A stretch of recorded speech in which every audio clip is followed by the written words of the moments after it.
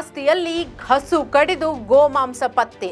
ಭಾರತವನ್ನು ಹಿಂದೂ ಸನಾತನ ಧರ್ಮದ ನೆಲೆಬೀಡೆಂದೇ ಕರೆಯಲಾಗುತ್ತದೆ.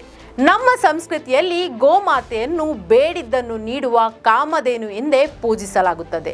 ಹೀಗಿರುವಾಗ ಇಂದು ಕೋಲಾರದ ಮಾಸ್ತಿ ಎಂಬಲ್ಲಿ ನಿರ್ದಾಕ್ಷಿಣ್ಯವಾಗಿ ಗೋವುಗಳನ್ನು ಹತ್ಯೆ ಮಾಡಿ ಅವುಗಳ ಮಾಂಸವನ್ನ ವ್ಯಾಪಾರ ಮಾಡುತ್ತಿರುವ ದೃಶ್ಯ ಬೆಳಕಿಗೆ ಬಂದಿದೆ. ಇತ್ತೀಚೆಗೆ ತಾನೇ ಬಿಜೆಪಿ ಸರ್ಕಾರದ ಚುಕ್ಕಾಣಿ ಹಿಡಿದಿರುವ ಕೋಲ್ಕತ್ತಾದಲ್ಲಿ ಗೋವುಗಳ ಕಳ್ಳ ಸಾಗಾಣಿಕೆ ಹಾಗೂ ಕಸಾಯ ಕಾರ್ಖಾನೆಗಳ ವಿರುದ್ಧ ಕಠಿಣ ಕ್ರಮ ಕೈಗೊಂಡಿದ್ದಾರೆ.